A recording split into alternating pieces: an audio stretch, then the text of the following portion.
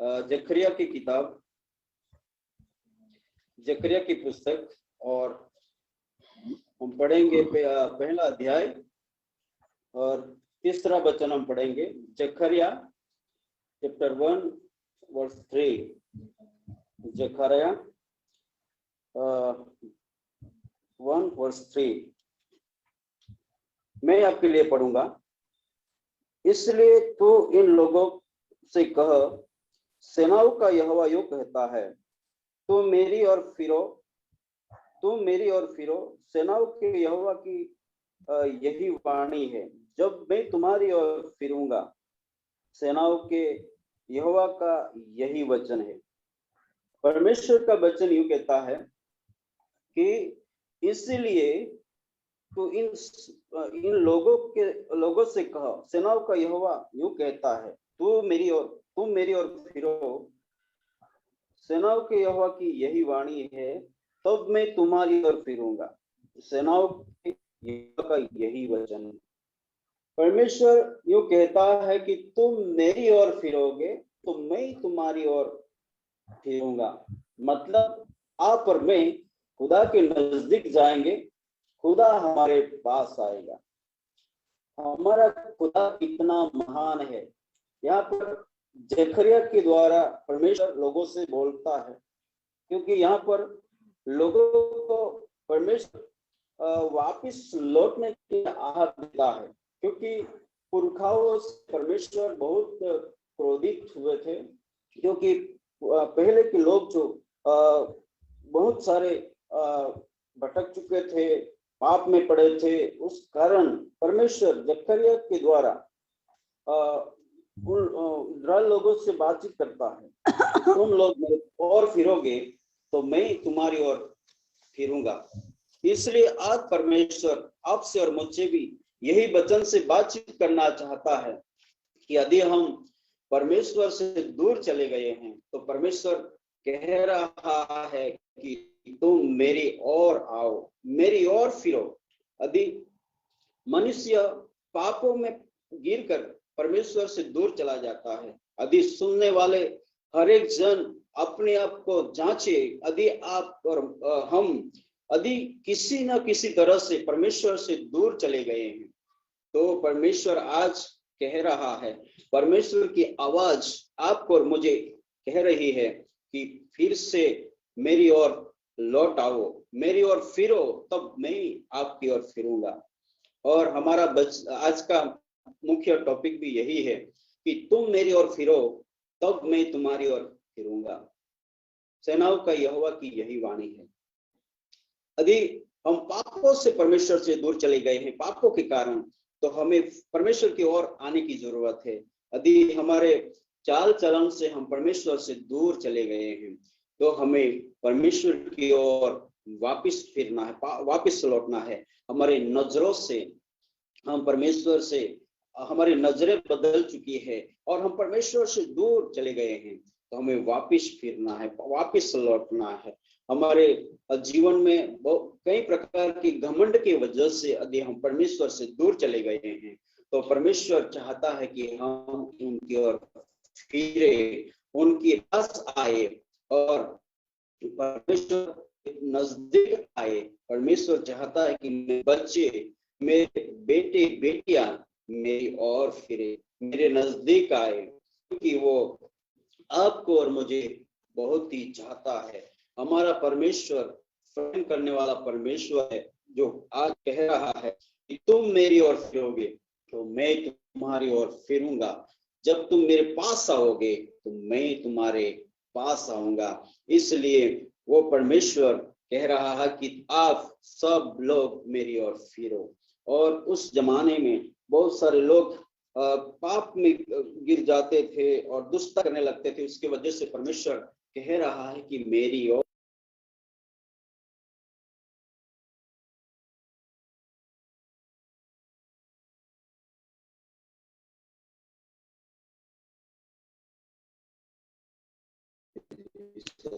परमेश्वर चाहता है कि हम आज परमेश्वर की ओर फिरे। आज हम सोचे हम कहाँ पर है, परमेश्वर के नजदीक में है या परमेश्वर से दूर है। परमेश्वर चाहता है कि हम परमेश्वर के पास आए। आज अपने आप को जांचे, हम कहाँ पर है, परमेश्वर से दूर चले गए हैं या परमेश्वर के करीब हैं, या हम कितने नजदीक है, वो हमें जानने की जरूरत है। यदि हम परमेश्वर से दूर हैं तो परमेश्वर चाहता है कि हम उसके करीब आए, उसके पास आए, और जितने हम उसके पास आएंगे उतने ही हम आगे बढ़ते जाएंगे। जितने हम परमेश्वर के पास जाएंगे, जितने हम परमेश्वर के निकट जाएंगे, उतने ही हम पवित्र होते जाएंगे। जितने हम उसके करीब पहुंच जाएंगे उतने ही हम धर्मी बनते जाएंगे। इसलिए परमेश्वर चाहता है कि हम उनके करीब जाए, उनकी ओर फिरे, उनकी ओर लौटे, क्योंकि परमेश्वर यही कहता है कि जब तुम मेरी ओर फिरोगे तो मैं तुम्हारे और फिरूंगा। मतलब जितने हम नजदीक जाएंगे उतने ही हमारे परमेश्वर नजदीक आएगा।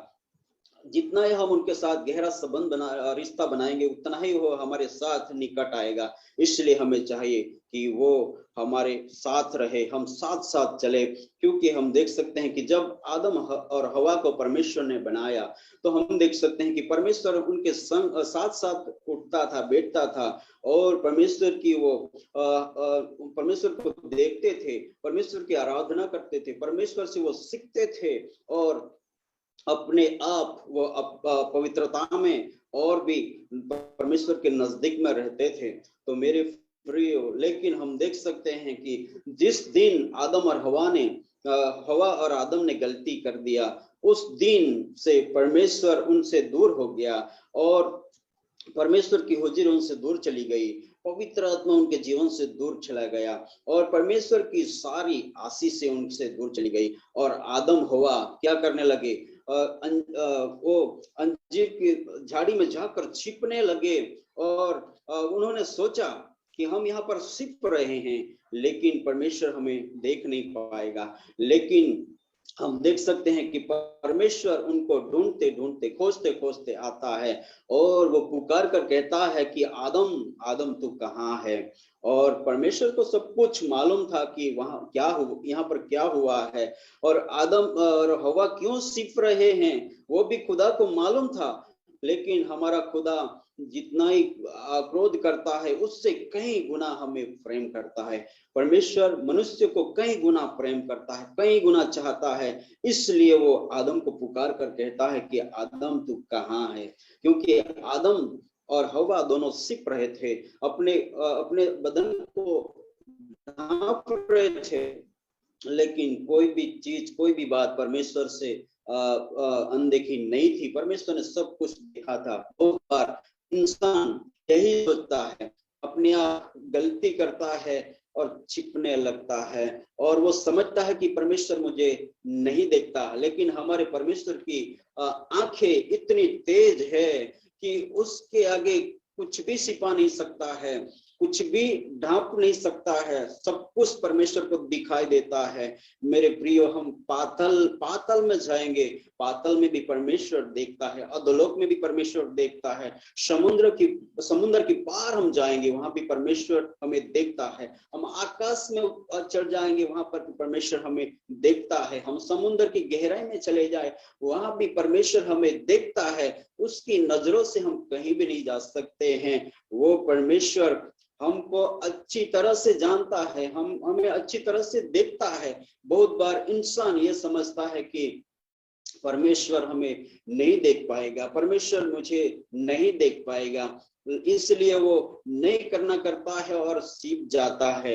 आदम भी यही सोचता था, आदम और हवा यही सोचते थे कि हम ये झाड़ी में सीप जाएंगे तो हमें खुदा नहीं देख पाएगा, लेकिन खुदा सब कुछ देखता है। मेरे प्रिय, वो कहता है कि तुम लौट आओ, तुम मेरी ओर फिरो, तब मैं तुम्हारी ओर फिरूंगा। हमें पश्चाताप करके खुदा के चरणों में आने की जरूरत है। हमें पश्चाताप करके, हमें रिपेंट करके खुदा के पास आना है, ताकि खुदा फिर से एक बार हमें हमारे पास आएगा, हमें क्षमा करेगा और अपने बेटा बेटी बनाएगा, और हम उनके बेटा बेटी हैं, उनके हम संतान हैं। इसलिए यदि हम परमेश्वर से दूर चले गए हैं, तो वो चाहता है कि हम पास आए, उसके निकट आए। एक और वचन हम पढ़ना चाहते हैं, याकूब की पत्री और उसका 4था अध्याय और 8 और 9 वचन में पढ़ूंगा। अब लिखा है कि परमेश्वर के निकट आओ तो वह भी तुम्हारे निकट आएगा। हे पापियों, अपने हाथ शुद्ध करो, और हे दुचित्ते लोगों, अपने हृदय को पवित्र करो। दुखी हो और शोक करो और रो, तुम्हारे हंसी शोक में और तुम्हारा आनंद उदासी में बदल जाए। परमेश्वर यहाँ पर भी यही कहता है, परमेश्वर का वचन यहाँ पर भी यही कहता है कि परमेश्वर के निकट आओ तो वह भी तुम्हारे निकट आएगा। हालेलुया। हमारा परमेश्वर हमें नफरत नहीं करता है, हमें प्यार करता है। वो माँ से भी गहरा प्यार हमें करने वाला परमेश्वर है। जैसे हम वचन में भी पढ़ते हैं कि दूध पिलाने वाली माँ बच्चे को भूले तो भूल सकती है, लेकिन मैं तुम्हें कभी भी नहीं भूलूंगा, कभी भी नहीं छोड़ूंगा, कभी भी नहीं त्यागूंगा। वो हमारा परमेश्वर है, जिन्होंने आपको मुझे माँ के गर्भस्थान से लेके चुना है। वो परमेश्वर हमें चाहता है, प्यार करता है। उन्होंने सही समय पर आपको और मुझे बुलाया है। वो परमेश्वर कहता है कि मेरे निकट आओ तो मैं भी तुम्हारे निकट आऊंगा। हे पापियों, अपने हाथ शुद्ध करो। परमेश्वर यहाँ पर हाथ क्यों शुद्ध करने के लिए कहता है? क्योंकि इंसान बहुत बार हाथों से गलती करता है, हाथों से पाप करता है। इसलिए परमेश्वर कहता है कि अपने हाथों को शुद्ध करो। हम देख सकते हैं कि हवा ने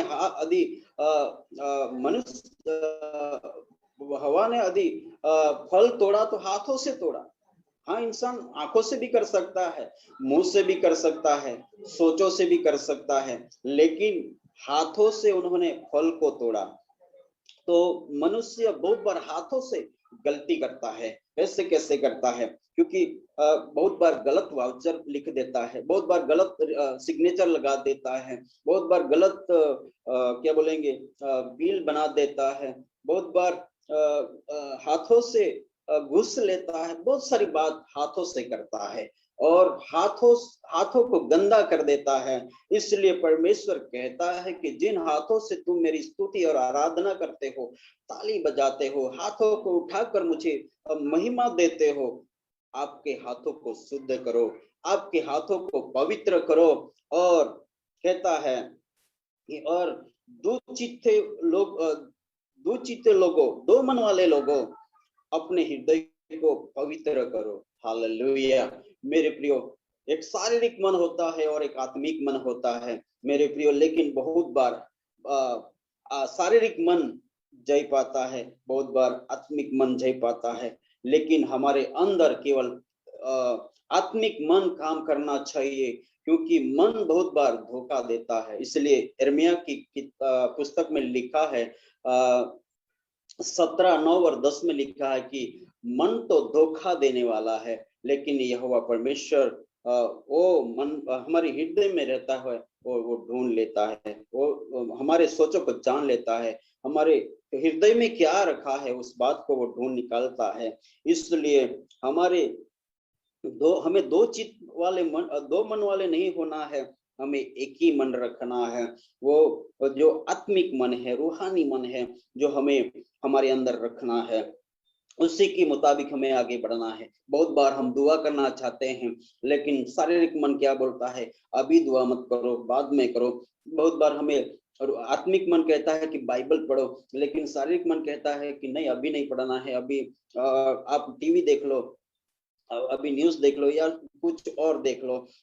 हमें जो आत्मिक मन कहता है वो हम कभी कभी नहीं कर पाते हैं, क्योंकि शारीरिक मन जय पाता है। और कभी कभी हम दुआ में नहीं बैठ पाते हैं, क्योंकि आत्मिक मन कहता है कि दुआ में बैठो, लेकिन शारीरिक मन कहता है कि अभी नहीं, अभी वो टाइम नहीं है।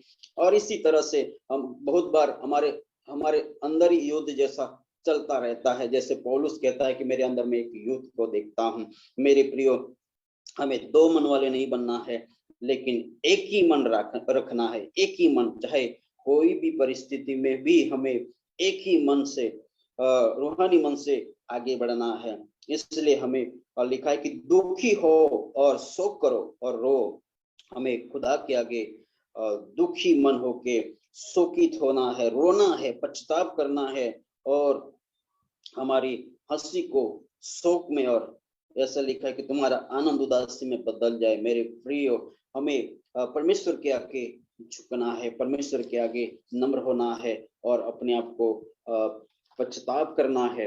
मेरे प्रियो, हमें अपने हाथों को शुद्ध करना है, हृदय को शुद्ध करना है और अपने आप को पवित्र करके पवित्र परमेश्वर के साथ रिश्ता बनाना है, उनके साथ हमें एक होना है। क्योंकि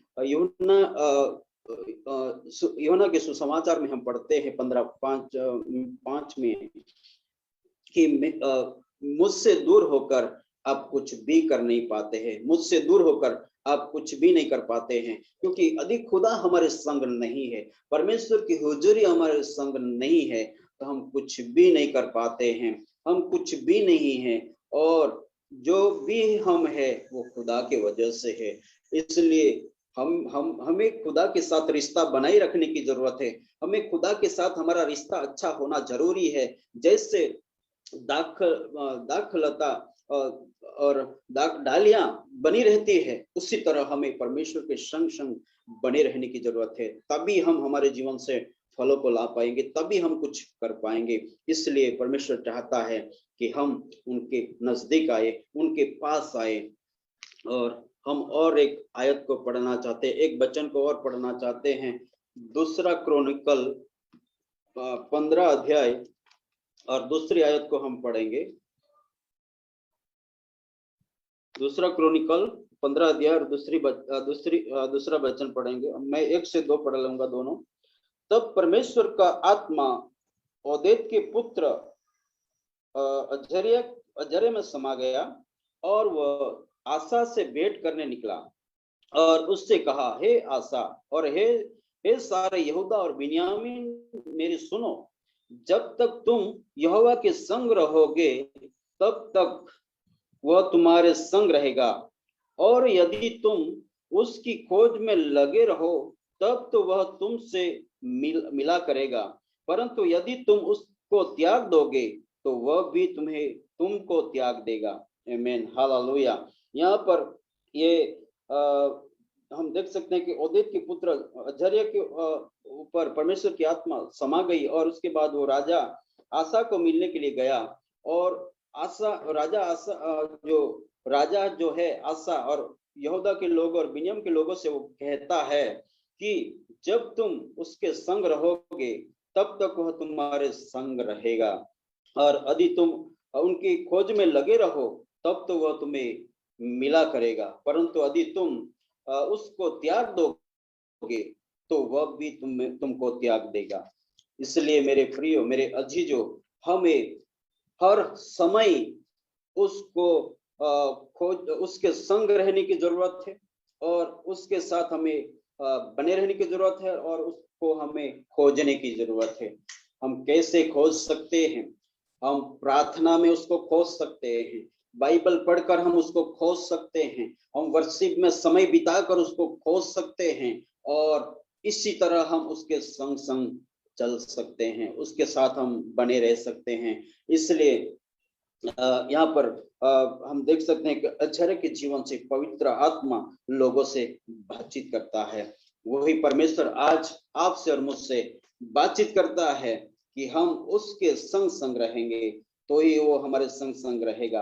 यदि हम उसको त्याग देंगे तो वो भी हमें त्याग देगा। मेरे प्रियो, वो हमारा परमेश्वर है जो हमें कभी त्यागना नहीं चाहता है, लेकिन बहुत बार इंसान उसके संग नहीं रहना चाहता है।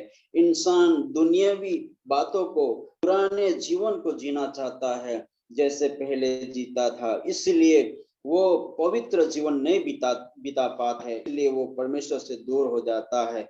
इसलिए परमेश्वर चाहता है कि हमेशा उसके संग संग हमें रहने की जरूरत है, उसके संग संग चलने की जरूरत है। और उसी में दूसरा क्रॉनिकल 7वां अध्याय और 14 वचन हम पढ़ेंगे। वहां पर परमेश्वर का वचन यूं कहता है, तब मेरी प्रजा को जो मेरे कहलाते हैं दीन होकर प्रार्थना करे और मेरे दर्शन के खोजी होकर अपनी बुरी चाल से फिरे, तो मैं स्वर्ग में से सुनकर उनका पाप क्षमा करूंगा और उनके देश को ज्यों का त्यों कर दूंगा। आमीन, हालेलुया। यहाँ पर परमेश्वर क्या कहता है, तब यदि मेरी प्रजा के लोग जो मेरे कहलाते हैं और वो दीन होकर नम्र होकर प्रार्थना करे और मेरे दर्शन के खोजी होकर अपनी बुरी चाल से फिरे। हमें बुरी चाल से फिरना है, जो हम उनके कहलाते हैं और हम उसके संतान हैं, उसके बेटा बेटी हैं, तो हमें दीन होना है, नम्र होना है और दीन होकर प्रार्थना में उसके दर्शन के खोजी होना है, उसको खोजना है, हमें उसको ढूंढना है, उसके पास आना है और बुरी चाल से हमें फिरना है। मेरे प्रियो, हो सके आप आराधना में भी जाते होंगे, चर्च में भी जाते होंगे, वचन भी सुनते होंगे, प्रार्थना भी करते होंगे, उपवास भी करते होंगे, लेकिन यदि आपका जीवन बहुत ही क्रोधी हो सकता है, आपका जीवन पापमय हो सकता है, आप बाहरी दिखावट तो बहुत करते हैं, लेकिन सच में जैसे खुदा चाहता है वैसा जीवन नहीं भी हो सकता है। इसलिए परमेश्वर कहता है कि अपनी बुरी चाल से फिरे।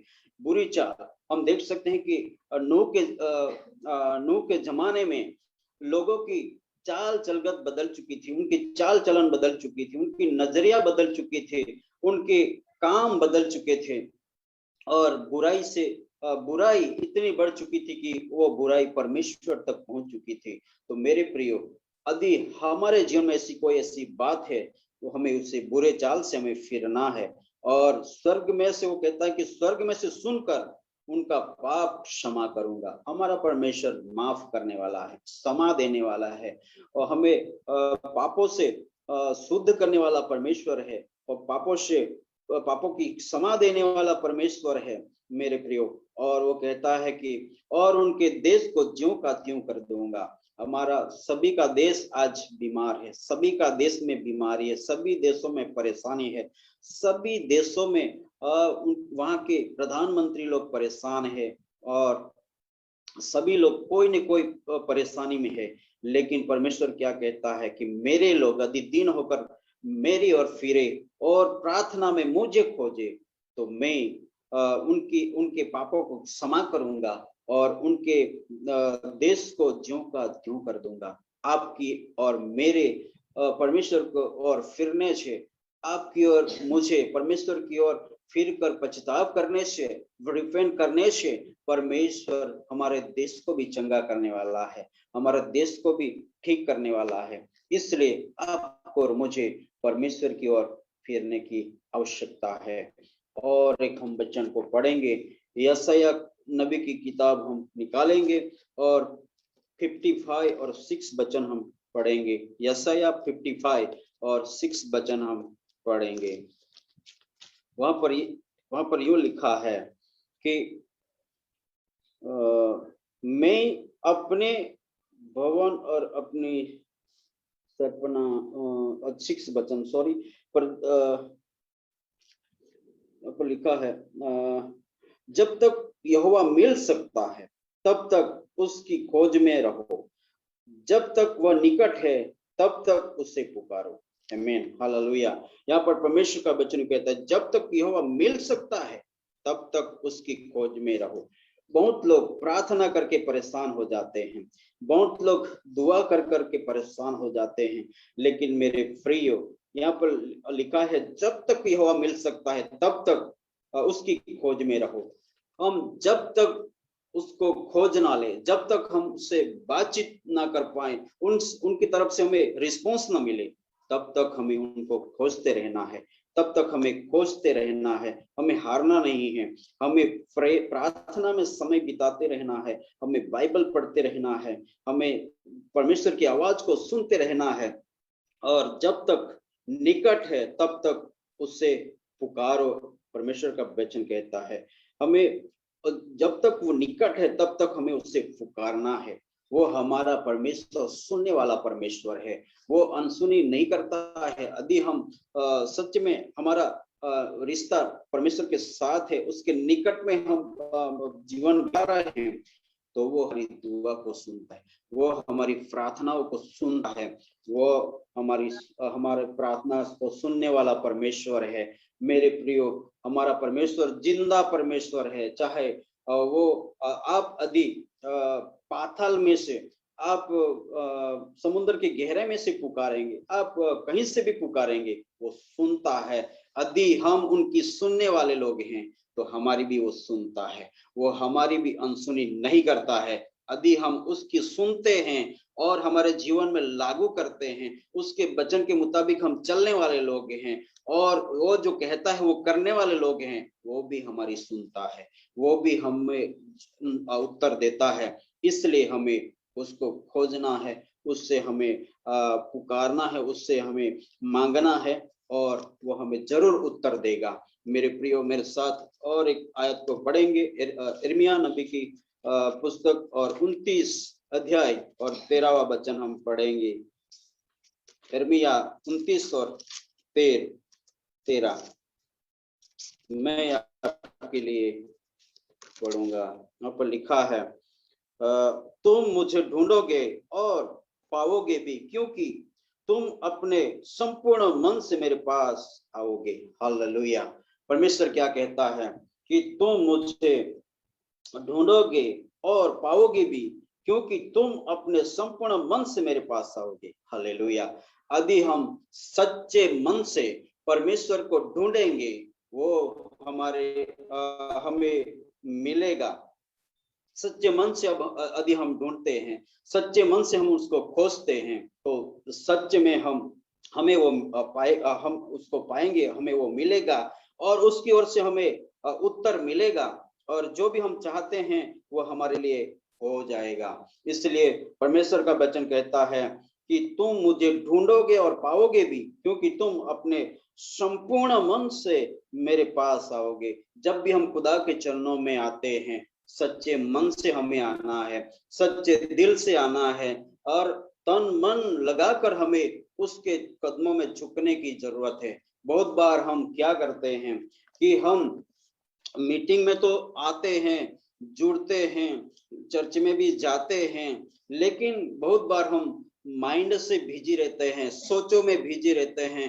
बहुत बार पास्टर नहीं देखता, उसी तरह स्मार्टफोन में भी कुछ लोग बिजी रहते हैं और मैसेज ट्रांसफर करते रहते हैं। अब मेरे प्रियो, आज हम सोचे कि सच्चे में हम सच्चे मन से खुदा के चरणों में आते हैं, या हम किस तरह से हम प्रभु के चरणों में आते हैं। वो तो कहता है, परमेश्वर की आवाज तो कहती है कि तुम ढूंढोगे और पाओगे भी, क्योंकि तुम अपने संपूर्ण मन से मेरे पास आओगे।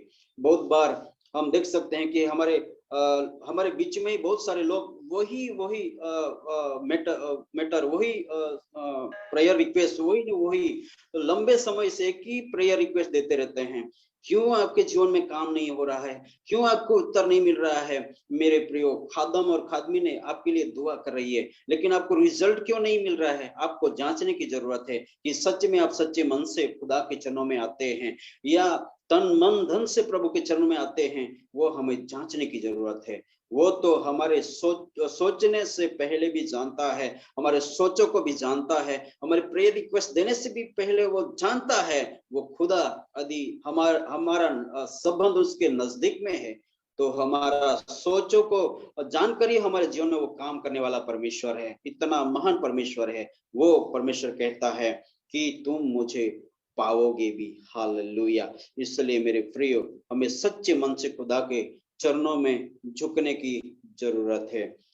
और हम एक आयत को पढ़ेंगे, दूसरा क्रॉनिकल 12वां अध्याय, और हम पांचवा वचन पढ़ेंगे। वहां पर लिखा है कि तब शमैया नबी रहब्याम और यहूदा के हकीमों के पास, जो सीसाक के डर के मारे यरूशलेम में इकट्ठा हुए थे, जाकर कहने लगा, यहोवा यूं कहता है कि तुमने मुझको छोड़ दिया है, इसलिए मैंने भी तुमको छोड़कर सीसाक के हाथ में कर दिया है। यहाँ पर मिस्र का जो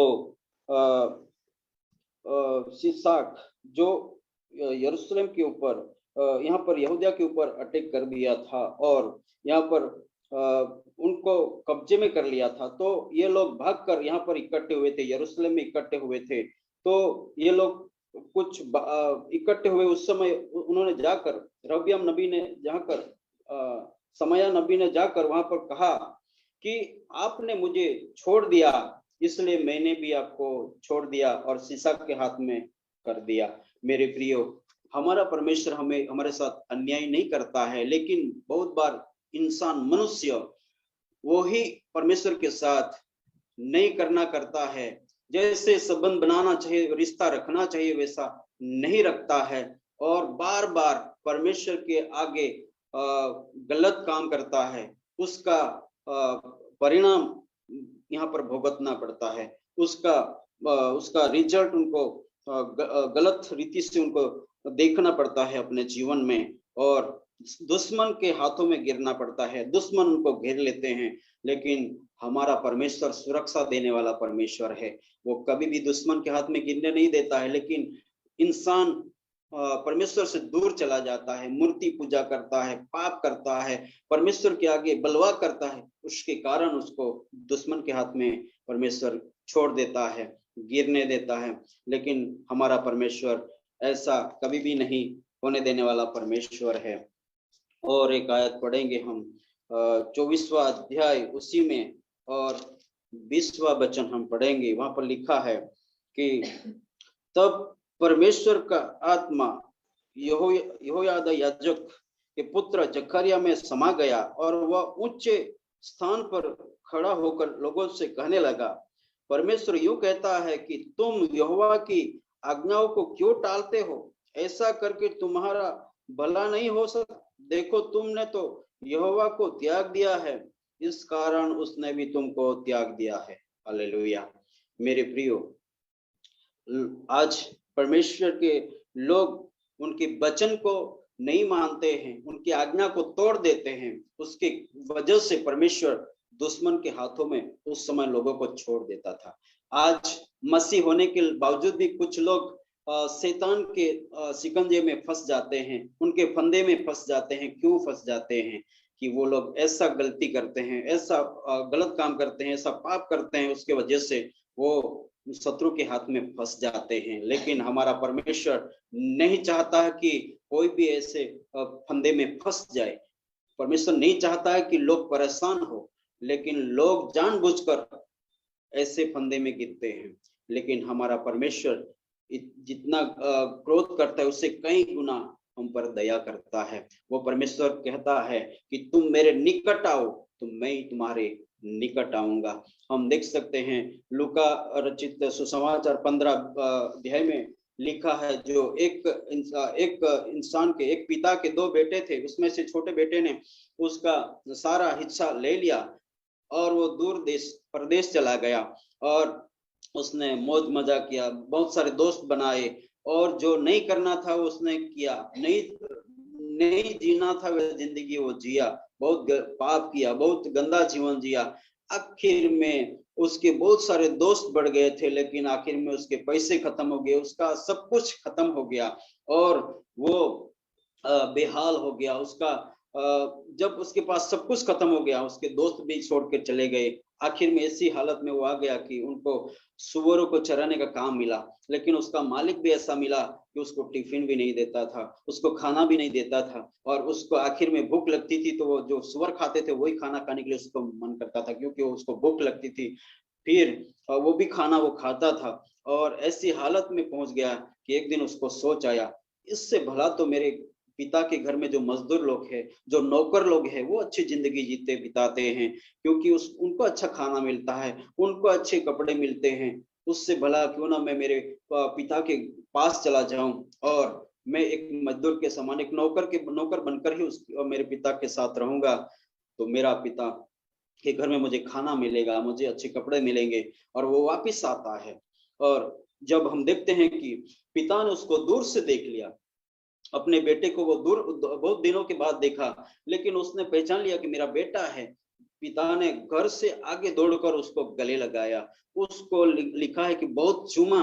तो हम देख सकते हैं कि एक शारीरिक पिता कितना प्यार करता है अपने बेटे को। बेटे ने गलती जरूर किया था, सब कुछ वो लेकर चला गया था, और हम देख सकते हैं कि जो कुछ उसने पिता से लिया था सब कुछ खोकर आया, सब कुछ खोकर आया, खाली होके आया। लेकिन वो कितने दिन से नहाया नहीं था, गंदा था, बदबू आ रही थी, सब कुछ था। लेकिन पिता कितना उसको गले लगाता है, उसको चूमता है। वो एक पिता का दिल होता है। हमारा स्वर्गीय पिता भी वैसा ही है, जो आपको और मुझे बहुत सारी आशीष उन्होंने दे रखी है। यदि जो इंसान बहुत सारी आशीष जो परमेश्वर ने रूहानी आशीष दी है, लेकिन जब एक बेटा बेटी खुदा से दूर चला जाता है, सब कुछ सभी आशीषों को खोकर वापस आता है, फिर भी वो चाहता है, फिर भी वो उससे नए कपड़े देता है, फिर से वो रूहानी कपड़ों से उनको रूहानी कपड़े पहनाता है। उसको जो भी उनके शरीर में चाहिए सभी चीजें को परमेश्वर वापस देता है। वो हमारा जिंदा खुदा है, वो हमारा जिंदा बाप है। वो कहता है कि तू मेरे निकट आओ तो मैं तुम्हारे निकट आऊंगा। और इसी तरह यहाँ पर हम देख सकते हैं बहुत सारे लोग परमेश्वर से दूर चले जाते हैं और बिना कपड़ों से होकर वापिस आते हैं। यदि रिपेंट करते हैं, यदि पश्चाताप करते हैं, तो परमेश्वर उन्हें स्वीकार करता है, पाप की क्षमा देता है और अपना बेटा बेटी बना लेता है। आज सुनने वाले यदि कोई ऐसा दूर चला गया है, तो परमेश्वर आपको परमेश्वर के नजदीक बुलाता है। Hallelujah, thank you Jesus. 2 minute के लिए हम आंखों को बंद करेंगे। Hallelujah, thank you Jesus. हे मेरे बेटे दूर दूर क्यों, दूर दूर ना जा, लौट के तू आ, लौट के तू आ, लौट के तू आ। मेरे बेटे तू सुन, मेरे बेटे तू सुन, मुझे दूर क्यों रहता है। तेरे लिए मैंने जान दिया, लहू बहा दिया, ताकि तुझको जीवन मिले, ताकि तुझको जीवन मिले। मेरे बेटे तू सुन, मेरे बेटे तू सुन, मुझे दूर क्यों रहता है।